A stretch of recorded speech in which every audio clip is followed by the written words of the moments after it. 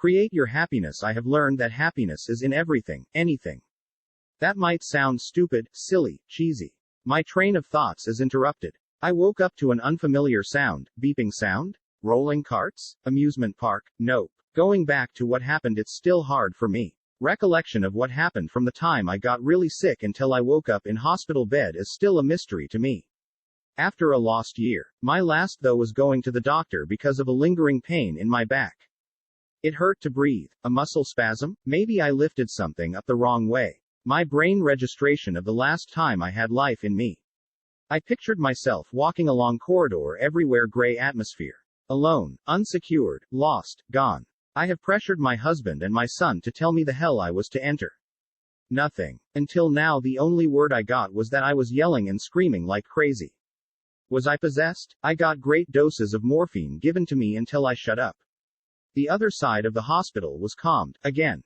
My walking through corridors like a lost soul, no life somehow made me think I was in a world where people walked face down, no expression, no feelings. No eye contact. Is this a nightmare? The beeping sound is back again, rolling carts. This time the beeping sound and rolling carts comes to reality. I woke up in a white room lying on a hospital bed. Complete silence, an eerie feeling invades my head. Am I still dreaming? I feel light like a feather. Everyone, everything is a blur. My whole army, my battalion was not listening to me anymore. Felt deceived, not trusted, not motivated anymore. Is this the beginning of my leaving this life? BS. Something was not connecting. Instructions were given, mandates were not followed. WTF is wrong. Nights came, days went by. I'm missing my family, my son, my husband, it's just my brother. I was afraid hell was coming back every time they left. Then the gatekeeper was back. I slowly worked my way up. Loneliness and misunderstanding invaded my already confused mind to a point I thought I was losing it. Something inside of me was telling me this wasn't my time. Later on I realized this was called resilience. I'm a Taurus, I'm stubborn, resilient. During my times out on a wheelchair saw many people submerged in their own sanity, disconnected somehow from reality in a search of their own, perhaps their own perfect world. Sad. I'm not going to end up like that. I came back for a reason. I just have to find out what. There was something I really enjoyed.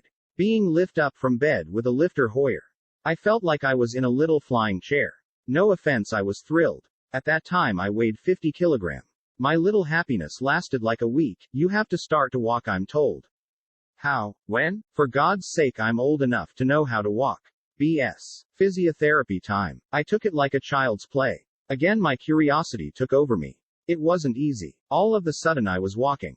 The baby walker team. Once confidence took over me, I just kept going and found somebody stop me please. Literally my motivation and desire for freedom was driving me nuts. The fact that I was 51 was not going to overcome me. I have my son and my husband. I'm not ready to leave them alone. My pride was not high and my Taurus personally was not getting along. Good for them. That's where resilience came to play. I felt like hummingbird, sucking up the nectar of life to keep up going and leave this dark, miserable life. During my outings with the walker had to walk by the nurse's station. That was my mark. Then the second set of doors. Freedom is close by. I can almost taste it. Cognitive therapy came to play a role on my recuperating mental health. The OTP thought I was cheating due to the exact, almost test results. I was awful on math. I always will be. To the end of my days at the hospital I set up my mind to leave and not end up like the lost souls I bumped into during my therapy walks. Many times I thought of giving up. My Taurus personality and the prayers from all the people from my community contributed to my healing. And of course God. I got transferred to another section in another hospital. Wherever I went, I had wonderful people looking after me, encouraging people. I learned from my husband to be thankful, respectful and be always honest.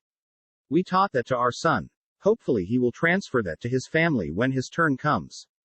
My appetite increased. I wanted to go home so bad, put on some weight. Okay, I'm out of trouble. Got transferred to another hospital. Where I was therapy was not enough for myself. I completed the program. My illness was still a mystery. I was not going to be released until the prognosis was correct. I was moved to another hospital. I became a motivation for many there. Hard work pays. I got discharged 7 months after. A cold breeze filled the room, expectation and nervousness beginning to rise up. Glimpse. This isn't the time and the place to die. She's had her head down for quite some time now. Just the cold, gray, granite floor staring back at her, meeting her blurry vision. Her back aches from the long hours of being curled in on herself, like an armadillo in defense. Her hands wrapped around her knees, holding them up and stopping them from buckling even more. Fingers gripping the tattered hem of her sleeves, hoping she could hide her vulnerable self from harm. The ticking of the clock stopped a long time ago. Or maybe just minutes ago? Seconds. She doesn't know. She lost track of time once her tears started dripping on the floor, drowning her curled self. She's surprised how her tears have not mixed with the crashing waves just outside. She's growing weaker by every whoosh of the sea. Her back has no wall to hold her up somehow. The room is too spacious, leaving her stuck in the middle, growing weaker as more tears flow. At least the space would allow for her tears to spread, hoping that it would be shallow enough, unlike the ocean outside. But how shallow would her tears allow her to stay curled in on herself? Will it get too deep that she would get wiped away outside, her tears joining the salty water crashing until she drowns? It's just tears, so don't let it drown you. It's only on up to the floor, so stand up. Please, stand up. Just have a look. The voices in her head never really die down. Every waking hour, she hears him. Or is it a her? She doesn't really know at this point, because it seems like it's not just one voice but a battalion of them. Or perhaps she's hallucinating and all she really hears are the waves? Does it make sense that she hears it but doesn't even know who or what it is? She hears, let's call it a them.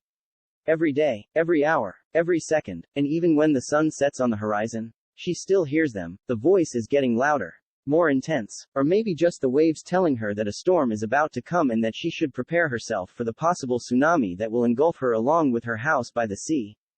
Just have a look. She was hesitant at first. The loud crash scares her, thinking that if she looks out, she will only be met by waves slowly eating up the land that her house precariously stands on. But she does just to shut the voices, and maybe because she is also curious on why the voices demand for her to see. She trottled towards the window and finds it locked from the outside. She walks even closer, hoping to see something beyond the glass. But everything was blurry. The only other indication of a possible life is that the sea never ceases crashing by the shore. She heaves out a sigh, her breath coming out in little white clouds. Her hands gently trace patterns on the window glass as the voices urge her more, just have a look. She starts tapping the glass with a finger as she looks around her dimly lit house. But her eyes land on nothing but the walls. Feeling like she lost every will to listen, she taps the glass one last time with all 4 fingers.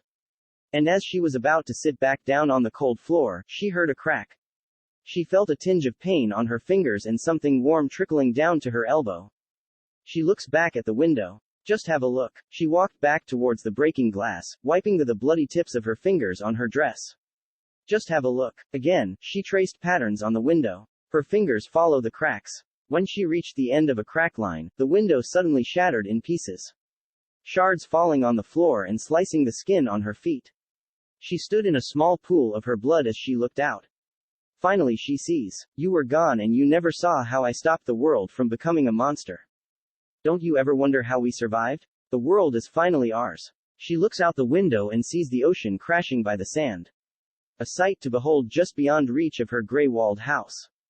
But it was also a scene after chaos. Or so she assumes. With all the dark stains drying on the sand, a little shimmer illuminated from the moon's light. The scene outside already looks similar with what's held inside the cold, gray, granite-floored room. It is a bloodbath. Rather, it was a bloodbath. But has it ended? She doesn't know. Probably a temporary cease, and then it will resume when the sun rises. But for now, she is left thinking. To stay inside the confinements of the gray walls and drown in her tears.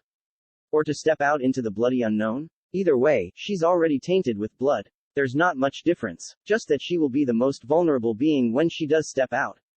Vulnerable, and perhaps, naive, for the cold, gray, granite-floored room never really taught her anything. It was the crashing of the sea on the sand that taught her. I lost my shadow to the sun. Is this how it ends? Closing in on the sun, I never thought.